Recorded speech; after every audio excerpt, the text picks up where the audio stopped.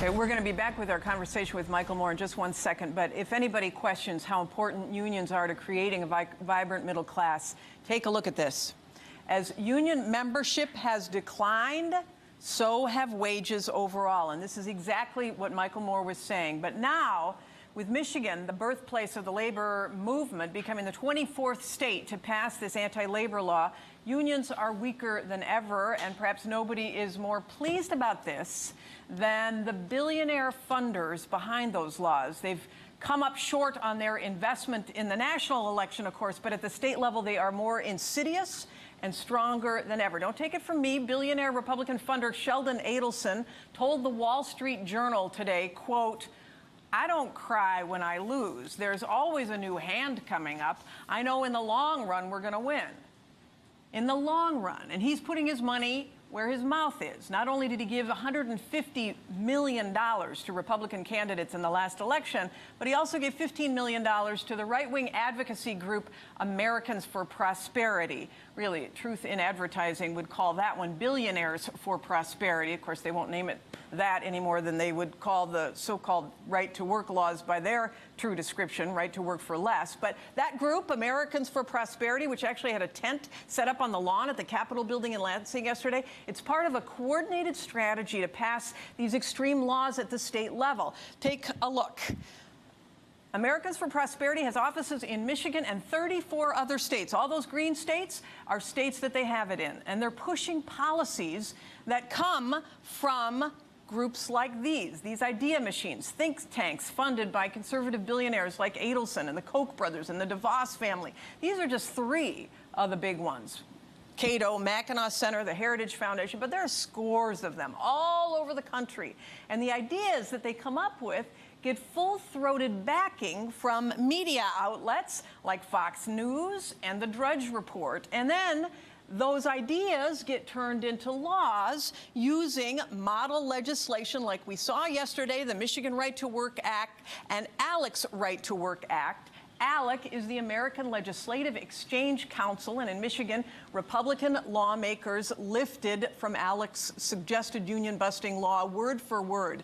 These guys have the funding, the infrastructure, the message, the media, the boots on the ground, and they are out to decimate progressives' political power center, which are the unions. So, back with me now is filmmaker and fellow Michigander, Michael Moore. Michael, thanks again for sticking around. I just want to get your take on this because we have seen these billionaires infiltrate at the state levels in sort of an under-the-radar way and getting these small victories, which are not so small when they add up. What can everyday citizens do to be able to push back on this? Yes. Mr. Adelson and these billionaires have declared war on the middle class, on the average American worker. They are out to destroy the lives of tens of millions of people. They don't give a rat's ass about any of this. And so unless we get up off the couch and get active and get involved, they will win. Now, here's the good news. The reason why they've got to push through this in a lame duck session, it's because they know they don't have the majority of Michiganders with them. So they had to do this before January 1, before the new legislature comes in. It's the same reason why they tried to do voter suppression. You don't try to suppress the vote if you think the majority of the country is with you.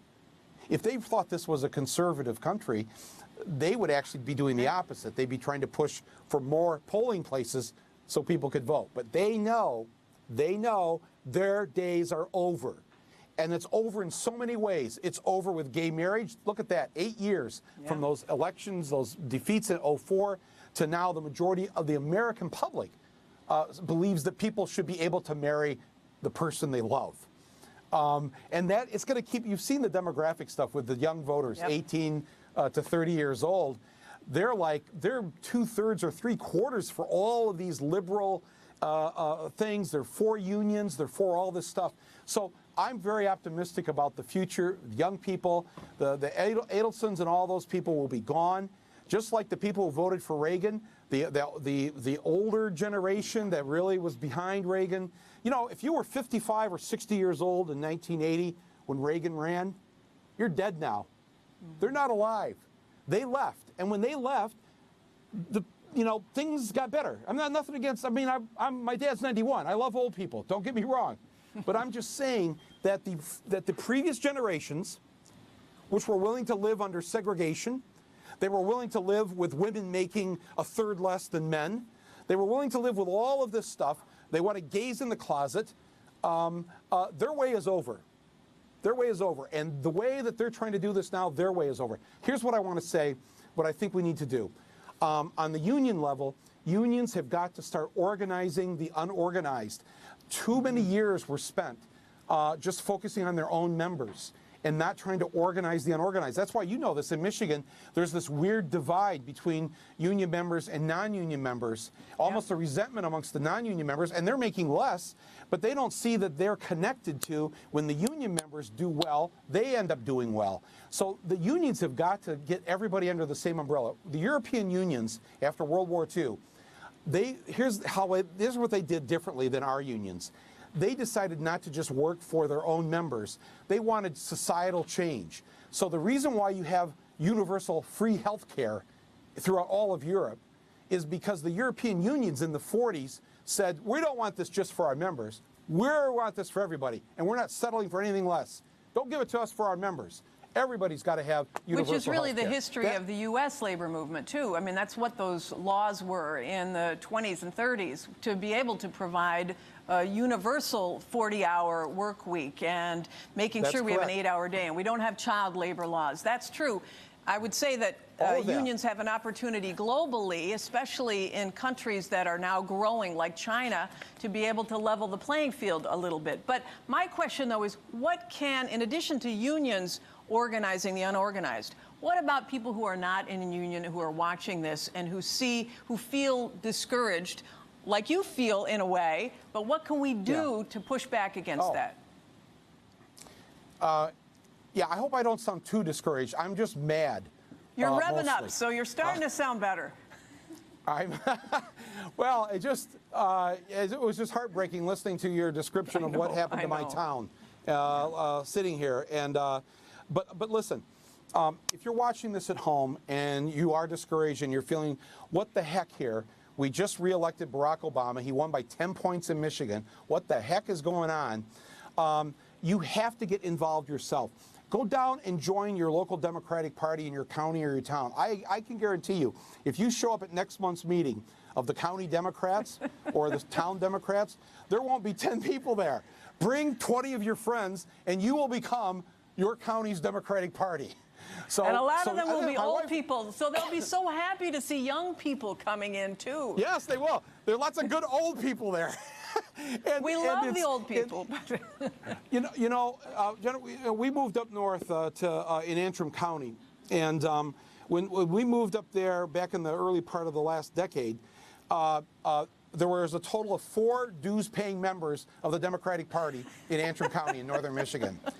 So my wife and I went to work on this, and within a year, we had almost 300 dues-paying members of the Democratic Party in this very rural county in northern Michigan. So you can make this happen. You are not powerless. We hold the power. Yes, they have billions of dollars. Can I just wait a second? I got to inject something, though. When they go in to vote, they only get 1 vote.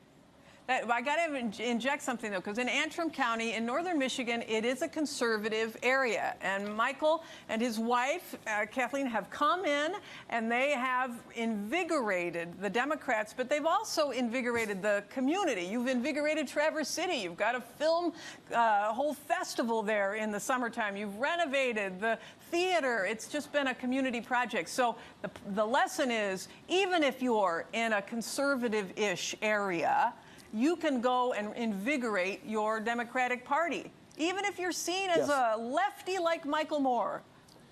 Well, no, actually, that has been my experience. You're right. I live in a Republican county. The county did not vote for you. They voted for Bush. They voted for McCain. And last year, their Businessman's Association gave me 2 years ago, their Man of the Year award.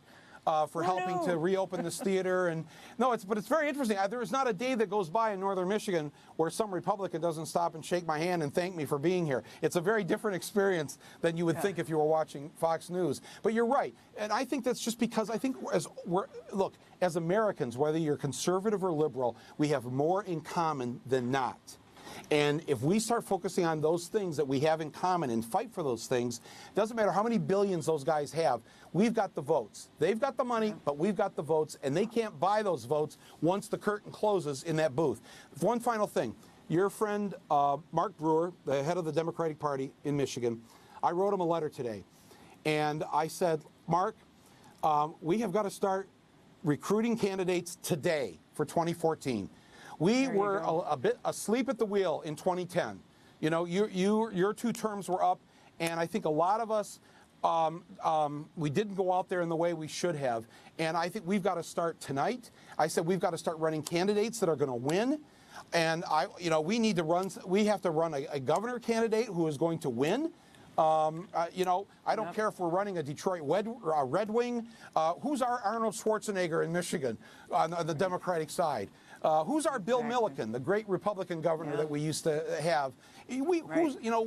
Listen, these people exist in the state of Michigan, and they've got to run for office, and we've got to get behind them and get our state capital back in the hands of the people. All right, you heard it here, people. No sitting down. This is the time to stand up and take action. That's Filmmaker right. Michael Moore and friend, thank you so much for joining us inside the War Room. And up next, some say as California goes, so goes the nation. And whether that's a good thing or not tends to fluctuate a little bit. We're going to see which way the arrow is pointing now, right after the break.